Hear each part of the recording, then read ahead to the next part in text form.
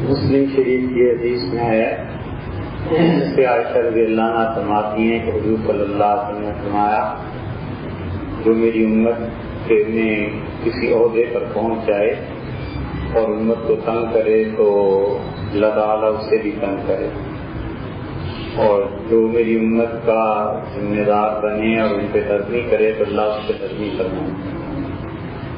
سوال یہ فرمایا ہے تحریر کہ ہم اپنے ذمہ داروں حکومت وغیرہ کو کیسے مشقت یا نرمی میں ڈال سکتے ہیں؟ اس کی بھائی کچھ ضرورت ہی نہیں۔ اللہ تعالیٰ نے قرآن میں فرمایا ہے کہ جو گمراہ لوگ ہوں گے قائدین، تو جب جہنم میں پہنچیں گے تو دنیا میں ان کی پیروی کرتے رہے تو اللہ سے دعا مانگیں گے کہ اللہ ان پہ بھی لعنت کر، ہم تو عذاب میں نہیں ہیں، ان کے پیچھے چلے یہ گمراہ لوگ تھے، ان پہ بھی لعنت کر، انہیں عذاب سے۔ اللہ تعالیٰ نے فرمایا کہ دونوں کے لیے لعنت ہی ہے، تم پہ تو ہے ہی ہے، ان پہ بھی ہے، تو کوئی ضرورت ہی نہیں کسی کو مشقت میں ڈالنے کی ان چیزوں کی۔ جو آدمی امت کے معاملات میں تین چیزوں سے کام نہیں لیتا اللہ تعالیٰ خود ہی اس کا فیصلہ فرما دیتا ہے۔ ایک تو یہ کہ وہ عہدے کو قبول کر لے اور عہدے کی اہلیت اس میں نہ ہو۔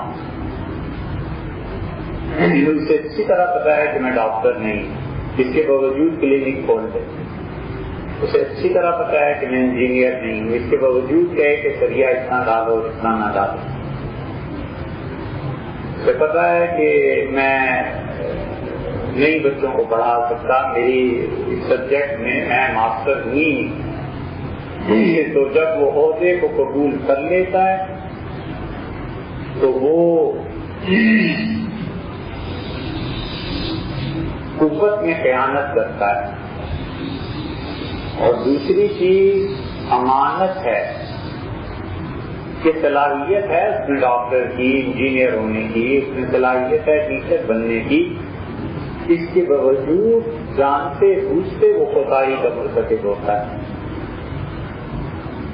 ڈاکٹر ہے پتہ ہے کہ یہ دوائی سے اس کو آرام آ جائے گا، نہیں لکھ کے دیتا، اس لیے اس سے ضد ہے، چڑ ہے۔ ڈاکٹر ہے پتہ ہے کہ اسے اس دوائی سے فائدہ پہنچ سکتا ہے، اس کے باوجود کیونکہ اس نے فلاں وقت میں میرے والد صاحب کی توہین کی تھی لہٰذا اسے دیکھنا ہی۔ یہ اس طرح کی چیز ہے۔ پہلی چیز قوت اور دوسری امانت، اور تیسری چیز یہ ہے کہ جو آدمی کسی عہدے پر ہو اور اپنے ماتحتوں کے لیے نرمی نہ تلاش کرے۔